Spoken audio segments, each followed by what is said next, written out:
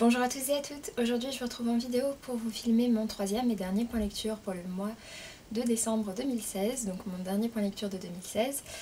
Dans cette vidéo je vais vous parler comme d'habitude de 5 romans, à savoir que tout d'abord je vous parlerai de Un chant de Noël de Charles Dickens, puis je vous parlerai de Comment tu parles de ton père de Johannes Farr. Ensuite, je vous parlerai de ma lecture du début de la série Les Sentiers des Astres de Stéphane Plateau, à travers ma lecture du tome 1 Manèche et du préquel Le Dévoreur, enfin Dévoreur juste. Et enfin, pour terminer, je vous parlerai de ma lecture des derniers épisodes d'Apocalypse de Mario Giordano. Je vais donc démarrer tout de suite avec Un chant de Noël de Charles Dickens.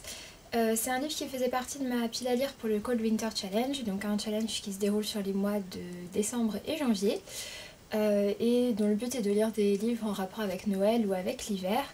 En l'occurrence, celui-ci faisait partie de ma pile à lire pour le thème de Noël, ça paraît logique.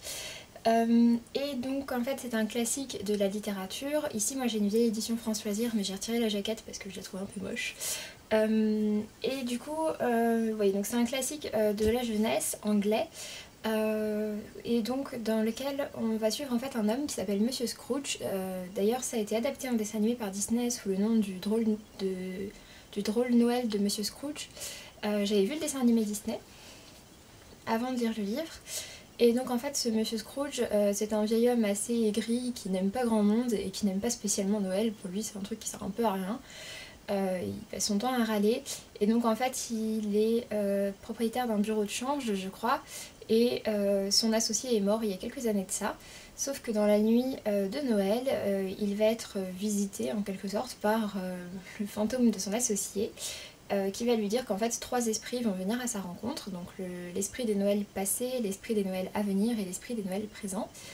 Et donc voilà, ils ont pour but de montrer à Scrooge ce qu'est vraiment Noël et voir si ça va le faire changer d'avis dessus. Donc voilà, du coup c'est un classique de la littérature, donc oui j'avais déjà vu l'adaptation de Disney, et l'adaptation de Disney est vraiment très fidèle au niveau de l'histoire, donc ouais c'est plutôt une bonne adaptation. Au niveau visuel c'est un peu particulier, mais par contre au niveau de l'histoire c'est vraiment très fiable. Du côté de l'histoire j'ai plutôt bien aimé, même si je trouve que bon, la fin est un petit peu attendue et le retournement de situation et de manière de penser est un petit peu extrême, mais vu que c'est dans un conte, voilà, c'est quelque chose auquel on peut s'attendre. Ça aurait été dans un vrai roman, j'aurais trouvé ça quand même un peu bizarre. Mais globalement j'ai plutôt bien aimé, c'est du Charles Dickens donc c'est bien écrit. Ça se lit assez vite, c'était une lecture bien adaptée pour la période de Noël. Donc voilà, j'ai bien aimé, je lui ai mis un 3 sur 5. Ensuite, j'ai donc lu Comment tu parles de ton père de Johannes Farr. J'ai donc lu sur ma liseuse, voici la couverture. Je l'ai lu sur ma liseuse en fait suite aux vidéos de Emily, donc Build Up, et de Nine, les lectures de Nine. Elles ont fait 2 vidéos avec Johannes Farr, une où Johannes Farr parlait de son livre et une qui était plus un challenge. Et voilà, la personnalité de Johannes Farr m'a donné envie de lire son livre, la présentation qu'elles en ont faite aussi, et puis vu que c'est un roman qui est assez court, il fait 160 pages, je me suis dit que ce serait l'occasion de le lire.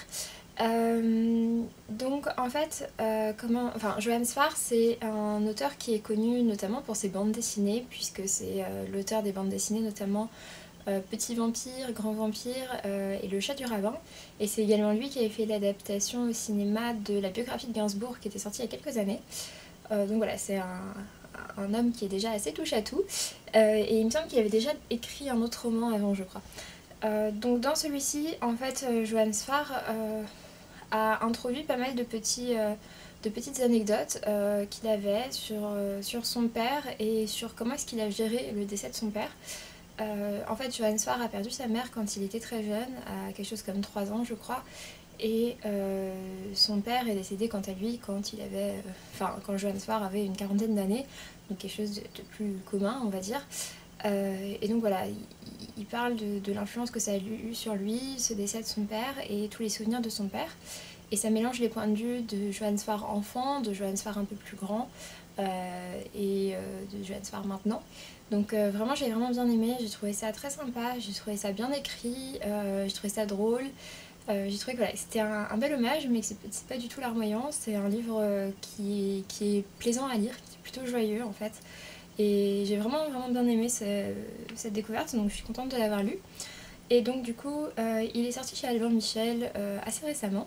Et je vous laisserai en barre d'informations les vidéos d'Émilie et de Nine qui vous permettront d'en savoir un peu plus sur ce livre. En tout cas, ouais, pour ma part, j'ai vraiment bien aimé. Je lui ai mis un 4 sur 5. Ensuite, j'ai donc lu... le premier tome de la série Les Sentiers des Astres de Stéphane Plateau, donc le premier tome Manèche. En fait, c'est un roman de fantasy, mais c'est un roman de fantasy qui est assez étonnant parce que c'est un roman de fantasy avec assez peu d'action. C'est un roman de fantasy calme. Ça change de ce qu'on lit d'habitude, mais pour ma part, j'ai vraiment bien aimé. En fait, ça se passe dans un univers dans lequel il y a deux clans qui s'affrontent. Pour faire simple, il y a deux clans qui s'affrontent pour récupérer la royauté. Et en fait, pour avoir les pouvoirs, ils détiennent en quelque sorte des astres, ou bien d'objets qui ont des rapports avec des astres. Et dans ce contexte-là, nous avons en fait un homme, un seigneur de guerre qui s'appelle Rana. Et avec son frère, eux deux, ils ont été envoyés par un des deux clans.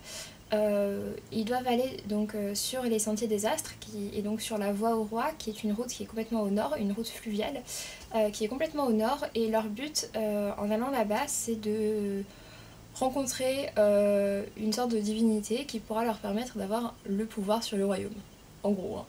C'est assez compliqué à résumer, bon on va dire que c'est ça. Et du coup en fait on va suivre le point de vue d'un barde qui s'appelle Fintan quelque chose, c'est un nom que j'ai jamais réussi enfin je me suis jamais décidée sur comment est-ce que ça se prononçait. Fintan Calatine on va dire.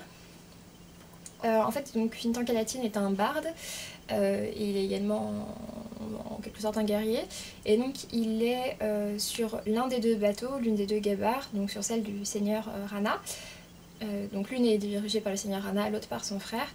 Et du coup voilà, il est sur sur la gabarre du seigneur Rana, et en fait ils vont repêcher un homme qui dérive sur l'eau sur des branchages en fait, et c'est un homme qui est très mal en point, qui a les deux jambes brisées. Et donc voilà, le barde en fait est chargé de savoir ce que fait cet homme ici, puisqu'ils sont complètement au nord et que ça fait plusieurs semaines qu'ils n'ont croisé personne, donc ça les surprend un peu de tomber sur un homme. Et donc voilà, le barde doit comprendre qui est cet homme, s'il est du même clan qu'eux, ce qu'ils doivent en faire. Donc voilà, il commence par le soigner pour pouvoir après l'interroger. Et du coup, on a deux récits à la fois. On a le récit du barde qui va décrire ce qui se passe actuellement, et le récit de l'homme qu'ils ont repêché, donc Manèche, depuis son enfance.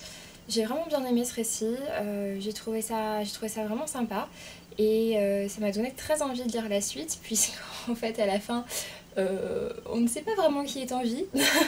Donc voilà, ça m'a vraiment donné envie de lire la suite. J'ai commencé d'ailleurs à lire la suite, le tome 2 Shakti, et ouais, j'ai vraiment hâte de lire le tome 2 Shakti, parce qu'en plus Shakti c'est le nom d'un des autres personnages de la gabarre, et c'est un personnage qui à mon avis va être très intéressant à développer.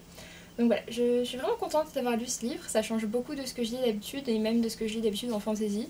En plus de ça, c'est très très bien écrit, donc vraiment je vous le recommande. Pour ma part, je lui ai mis un 4,5 sur 5.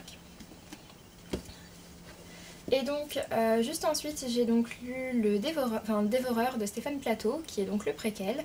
En fait, dans ce préquel, on ne va pas du tout retrouver les mêmes personnages que dans Les Sentiers des Astres. On imagine que ça se passe dans le même univers, puisqu'en fait il y a la même mythologie, et à nouveau ils croient en des astres. Enfin voilà, c'est un peu les astres qui dirigent le tout, en sachant que donc c'est des romans qui mélangent de la mythologie celtique, scandinave et hindoue, si je dis pas de bêtises. Après c'est des mythologies que moi je connais pas vraiment, donc j'arrive pas forcément à repérer à chaque fois qu'il y a des références à ça. Il y a certains mythes et tout ça qui sont décrits, j'imagine que ça fait référence à l'une de ces trois mythologies, mais voilà. Donc bref, dans le Dévoreur, en fait on va suivre un homme qui s'appelle Vidal, qui est éleveur d'ânes, et qui vit dans la montagne. Et en fait Vidal va se retrouver, on ne sait pas vraiment pourquoi, sous l'influence d'un des astres néfastes. En fait, il y a 5 astres fastes et 3 astres néfastes, et donc il se retrouve sous l'influence de l'astre le plus néfaste. Et du coup, ça va complètement le changer, et petit à petit, en fait, il va se transformer en ogre, et plus particulièrement en ogre mangeur d'enfants. Et donc il va commencer par séquestrer ses propres enfants et puis ensuite il va aussi enlever les enfants de sa meilleure amie Aube. Et en sachant que Aube est mariée avec un mage, donc Peiromo. Peiromo, au moment où ça se passe, est en mission, est en voyage pour son travail de mage. Mais donc voilà, quand il revient, il décide d'aller affronter Vidal pour déjà récupérer ses enfants et puis essayer de sauver les enfants de Vidal. C'est un récit assez court, il fait 135 pages, mais bon, après les pages sont quand même bien garnies. Hein. Donc c'est au mouton électrique, c'est pour ça qu'il y a ce petit format carré assez original. J'ai vraiment bien aimé, c'est assez différent du Sentier des Astres. En plus de ça, pour le coup, il y a plus d'action. Donc vraiment ça change, mais j'ai plutôt bien aimé, je lui ai mis un 4 sur 5. Et ensuite, donc pour terminer, j'ai donc lu le dernier tome de... Enfin, les derniers épisodes qui me manquaient de la série Apocalypsis de Mario Giordano. Donc voilà, en gros à quoi ressemblent les couvertures. Ici c'est celle du 12e, donc du dernier épisode. En fait, ce sont des épisodes qui sont parus donc, sous format numérique. Donc c'est France Loisirs qui les a fait. Et le roman a été divisé donc en 12 épisodes. Les épisodes à chaque semaine il y avait 2 nouveaux épisodes qui sortaient. Donc là maintenant ça y est, tout est sorti. C'est sorti aussi en intégrale numérique et il me semble que ça va sortir en intégrale en livre. Et donc chaque épisode fait à peu près entre 30 et 50, enfin entre 38 et 50 pages pour les plus longs. Donc c'est un roman donc, du coup, dont je vous avais déjà parlé, mais en quelque sorte ça se présente un peu comme étant une sorte de Da Vinci Code, à savoir que ça mélange du thriller, de la politique et de la religion, puisqu'en fait le pape Jean-Paul III vient de démissionner.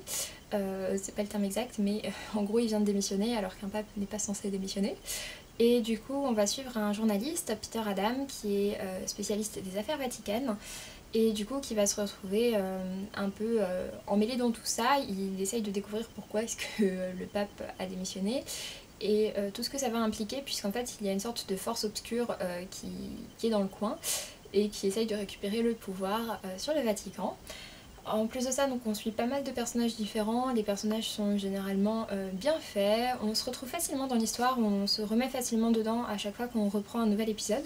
Même s'il n'y a pas de résumé, je trouve que ça se refait de manière assez fluide. À un moment j'avais laissé peut-être un peu plus d'un mois entre 2 épisodes et ça m'a pas gênée.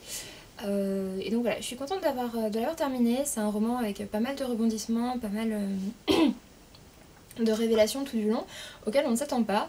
Et du coup voilà, je suis vraiment contente d'avoir fait cette découverte. Du coup je remercie France Loisirs pour ça.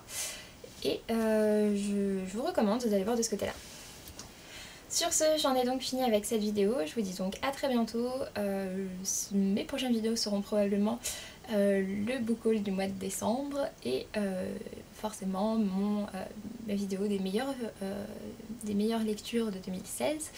Et j'hésite également à vous faire une vidéo des lectures que je n'ai pas aimées en 2016, dites-moi si ça vous intéresse. En tout cas voilà, sur ce je vous dis donc à très bientôt et je vous embrasse, salut!